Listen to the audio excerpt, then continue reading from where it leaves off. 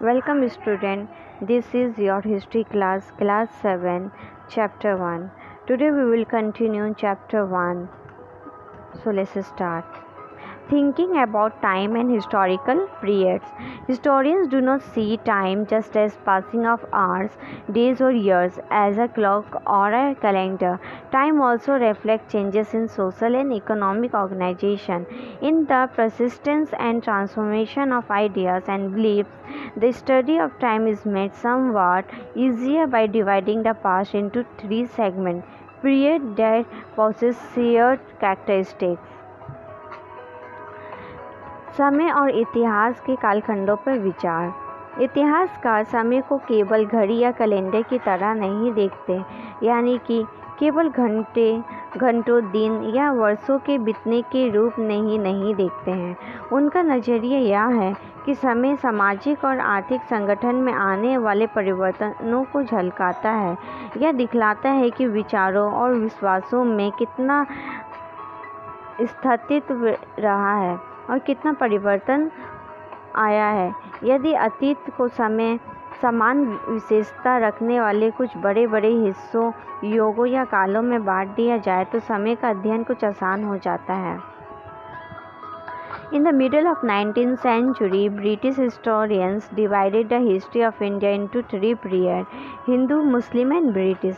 This division was based on the idea that the religion of rulers was the only important historical change, and that there were no other significant development in the economy, society, or culture. Such a division also ignored the rich diversity of subcontinent.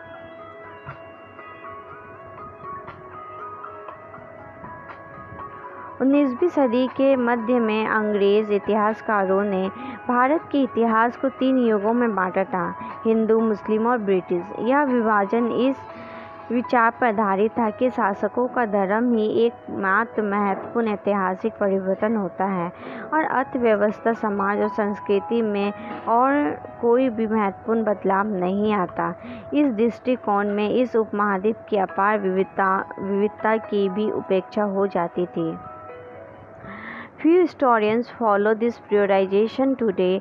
Most look to economic and social factors to characterize the major elements of different moments of the past.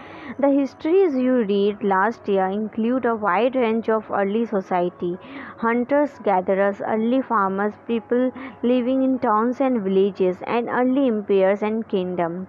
The history you will be studying this year are often described as medieval. You will find out more about the spirit of peasant society, the rise of regional and imperial state formation, sometimes at the cost of pastoral and forest people, the development of Hinduism and Islam as major religion, and the arrival of European trading companies. इस काल विभाजन को आज बहुत कम इतिहासकार ही स्वीकार करते हैं।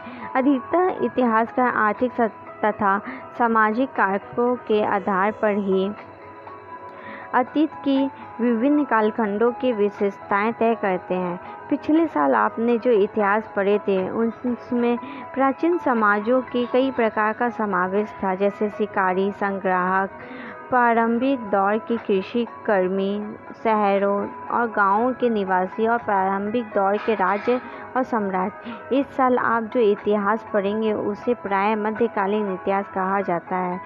इसमें आपको कृषक समाजों के विस्तार, क्षेत्रीय और सामाजिक राज्यों के उदय, कभी कभी तो ग्रामवासियों और वनवासियों की कीमत पर, प्रधान धर्मों के रूप में हिंदू धर्म, इस्लाम धर्म के विकास और यूरोप से व्यापारी कंपनियों के आगमन के बारे में और विस्तार से जानकारी मिलेगी। These 1,000 years of Indian history witnessed considerable change.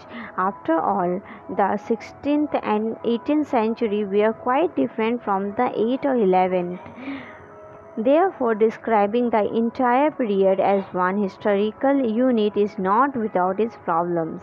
Moreover, the medieval period is often contrasted with the modern period. Modernity carries with it a sense of material progress and intellectual advancement. This seems to suggest that the medieval period was lacking in any change whatsoever. But of course, we know this was not the case. Bharat के इतिहास के ये 1000 साल अनेक बदलाव के साक्षी रहे हैं। हालांकि 16वीं और 18वीं शताब्दी 8वीं या 11वीं शताब्दी से काफ़ी भिन्न थी, इसलिए इस सारे काल को एक ऐतिहासिक इकाई के रूप में देखना समस्याओं में से खाली नहीं है। फिर मध्यकाल की तुलना प्राय आधुनिक काल से की जाती है। आधुनिकता के साथ भौतिक उन्नति और बौद्धिक प्रगति का भाव जुड़ा हुआ है। इससे आशय यह निकलता है कि मध्यकाल रूढ़िवादी था और उस दौरान कोई परिवर्तन हुआ ही नहीं, लेकिन हम जानते हैं कि ऐसा नहीं था। During this historical 1000 years, the society of the subcontinent were transformed often, and economy in several regions reached a level of prosperity that attract the interest of European trading companies. As you read this book, look out for signs of change and the historical progress at work. Also, whatever you can, compare what you read in this book with what you read last year. Look out for changes and continuities whatever you can, and look at the world around you to see what else has changed or remained the same. इन हजारों वर्षों के दौरान इस उपमहाद्वीप के समाजों में प्राय परिवर्तन आते रहे हैं और कई क्षेत्रों की अर्थव्यवस्था तो इतनी समृद्ध हो गई थी कि उससे यूरोप की व्यापारी कंपनियों को भी आकर्षित करना आरंभ कर दिया। इस पुस्तक को पढ़ते समय आप परिवर्तन के चिन्ह तथा यहाँ सक्रिय ऐतिहासिक प्रक्रियाओं पर ध्यान देते चलें, और जब भी संभव हो इस पुस्तक में आप जो पढ़ रहे हैं उसकी तुलना पिछले वर्ष पढ़ी हुई बातों से करने की कोशिश करें। यह जहाँ भी संभव हो यह देखें कि यहाँ बदलाव हुए हैं और कहाँ नहीं, और आज अपने आसपास की दुनिया पर नज़र डालकर भी यह देखें कि और क्या कुछ बदला है या वैसा ही रहा है। This is the end of your chapter. In next video we will discuss question answer of chapter 1. If you have any doubt, please let us know. We will try to clear your doubts in another video. अगर आपको कोई संदेह है तो कृपया करके हमें बताइए। हम अगले वीडियो में आपके संदेह को दूर करने का प्रयास करेंगे।